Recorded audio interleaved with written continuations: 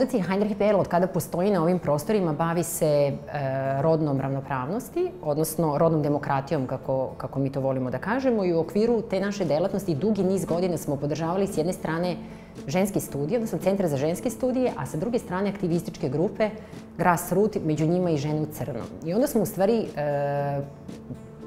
evaluirajući, odnosno razmišljajući o tome šta smo postigle, dokle smo stigle, šta je ono što nedostaje, došli u stvari na ideju da počnemo program koji se zove Ekonomsko osnaživanje žena. Kreirajući našu metodologiju rada, kao i mapirajući polje djelovanja u okviru programa Ekonomsko osnaživanje žena, nama je bilo važno da sam program i naš rad postavimo na ključnim temeljima feminističkih principa, a to su princip solidarnosti i princip zajedništva između žena i drugih marginalizovanih grupa. Ovaj projekat je zato uspio da okupi žene sa različitim ličnim političkim istorijama, žene različitih identitetskih osa, nacionalnih, rasnih, klasnih, seksualnih opredeljenja, i mi smo se nekako sve zajedno našle u toj misiji osnivanja ženske zadruge kao starog, a sad već i jednog novog modela udruživanja, u okviru kojeg će žene uspjeti na tim principima zajedništva i solidarnosti da se obrazuju, ekonomski osnažuju, ali i da afirmišu žensku politiku i ženske interese u javnom i u medijskom diskursu. Spontano smo se odlučile za Kikindu i za Niš i mi smo onda u stvari u Nišu došli do jedne vrlo nezavisne, raznolike grupe koje se ideja osnivanja ženske zadruge, kulturno, ekonomsko, edukativne, izuzetno svidela. I mi smo onda u stvari krenuli da radimo sa njima, tako što smo u stvari im nudile različite vrste treninga, kroz koje smo zajedno sa njima, Jelena i ja, puno toga naučile.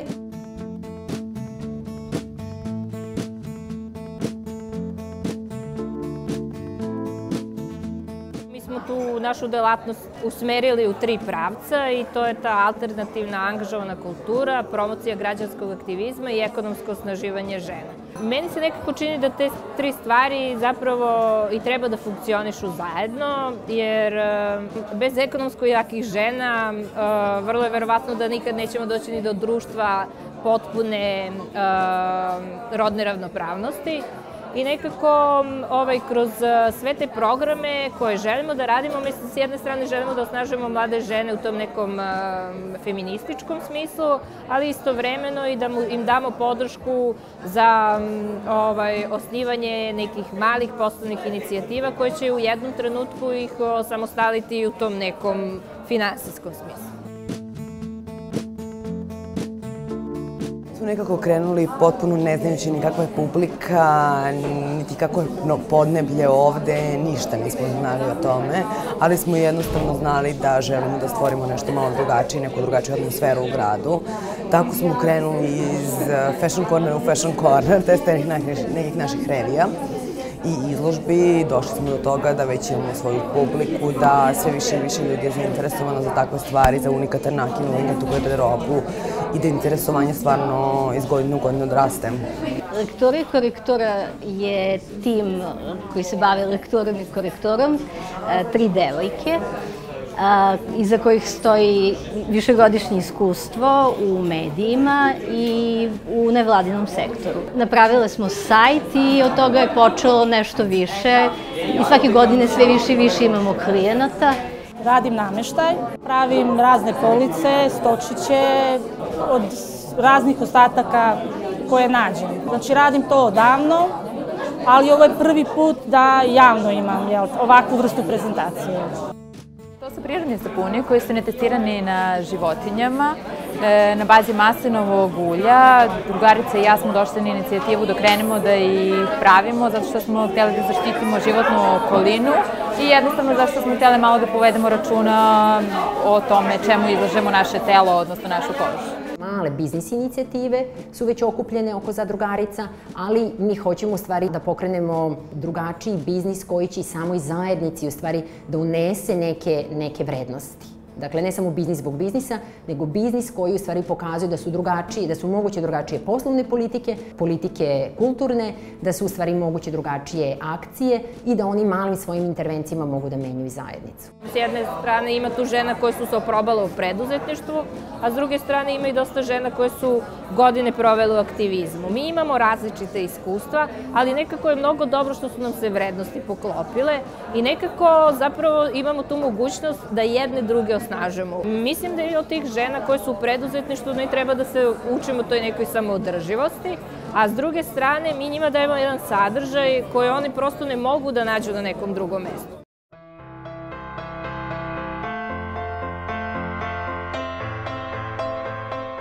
Put iz Kikinde nas je naveo i odveo u Bezdan, gde smo u sasvim drugom podneblju, da kažem, i u sasvim drugačijem okruženju srele grupu žena koje su već imale svoje male biznise. Dakle, u pitanju su individualne proizvođačice jagoda, koje unazad već 10 godina verovatno se bave svojim poslom i onda je kod njih taj proces u stvari tekao i teče ipak malo drugačije. Dakle, one u stvari svoje postojeće biznise bi trebalo da udruže i da na taj način u stvari ih unaprede, odnosno da kroz jedan novi format nastupaju, ne samo na tržištu, nego i svojim malim sredinama gde one već svakako jesu vrlo aktivne. Ja se inače bavim razvojem biznisa i preduzetništva i u tom smislu to podrazumeva proces u kome pomažete nekome da od neke ideje koju ima, da proba da je razradi do one tačke u kojoj može da oceni da li ta ideja dobra ili ne i šta je sve potrebno za njenu realizaciju. Moj zadatak je bio da i sa grupom iz Niša, sa zadrugaricama iz Niša i sa grupom žena iz Bezdana, zapravo da sa njima učestvujem u tom njihovom promišljanju šta je to što one zapravo žele i na koji način i da im pomognem da zapravo, pored onih znanja koje one već imaju, da dobiju i neka nova poslovna znanja koja pre svega podrazumevaju razumevanje kako da od svoje ideje koje imaju, da je razviju do tačke da ona može da bude jedna održiva poslovna inicijativa i da onda one mogu da rade na njenoj realizaciji. I taj proces je tamo beskrajno bio inspirativan i drag i još i dalje jeste, zato što smo shvatili da sve one unazad godinama već žive veliki deo feminističkih ideja i politika, a bez da su ih bile svesne, nego su ih sada kroz proces zajedno sa nama u stvari osvestile. Ja sam Biljana Puda, studirala sam u Subotici. Nakon završetka studija odlučila sam da se vratim u Bezdan. Tu radim u porodičnoj firmi i prošle godine, negdje u decembru mesecu, sam postala predsjednica turističkog udruženja Vikend. Glavna naša delatnost je promocija Bezdana i da što više turista privučemo u Bezdan. Ja se zovem Gagro Marijana.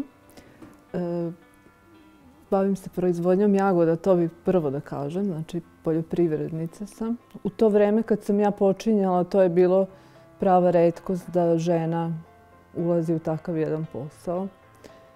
Međutim, vremenom sam uspela da pokažem da je to moguće i da to funkcioniše. Ja sam Blaženka Beronja, po profesiji sam sociološkinja. Inače sam u Novom Sadu živela, ali sam od pre 4 godine salašarka i kozarka. Ja sam vlasnica nanenog salaša.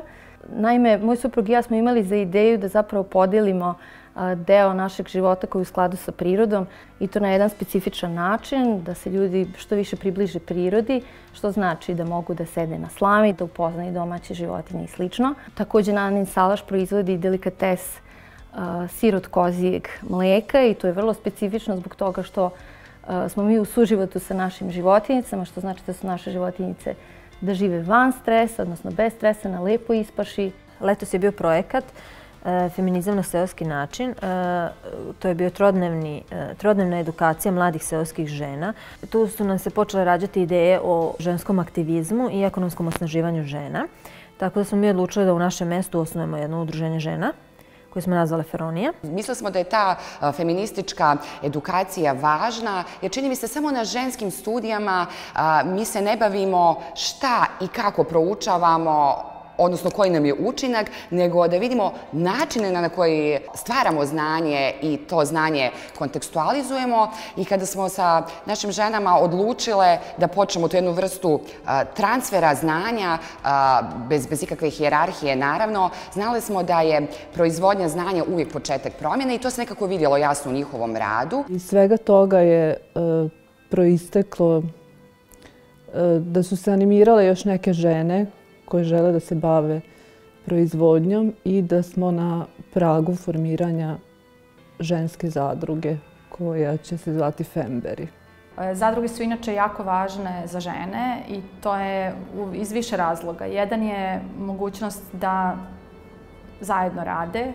Mnoge od njih su zapravo već angažovane u nekim grupama ili u nekim udruženjima i onda je zadruga dobar način da sada taj svoj zajednički rad kroz neku konkretnu ekonomsku inicijativu realizuju. Također je to jedna vrsta solidarnosti koja se podržava, prosto solidaran način rada, ravnopravno odlučivanje, znači neke vrednosti za koje se one inače zalažu, pa im je nekako to blisko i prihvatljivo i u ovom ekonomskom smislu.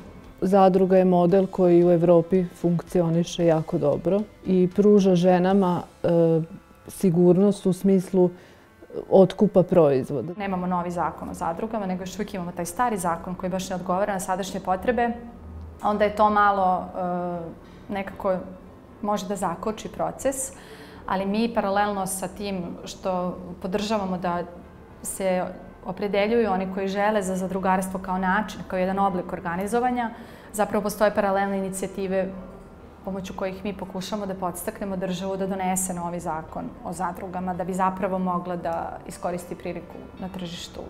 Uspeli smo u toku prošle godine na lokalnim izborima u saradnji sa još 10 žena da osvojimo vlast u mesnoj zajednici, znači na lokalnom nivou. Poznavajući mlade prijateljice, u stvari smo shvatili koliko imamo iste ideje i u stvari smo shvatili koliko uskudevamo u brojnosti nas, žena koje želimo nešto, koje smo entuzijastkinje i koje zapravo žele nešto da urade i upravo tom solidarnošću, odnosno našim zbijanjem u redove, da tako kažem, u stvari i uspevamo da uradimo ovako lepe stvari.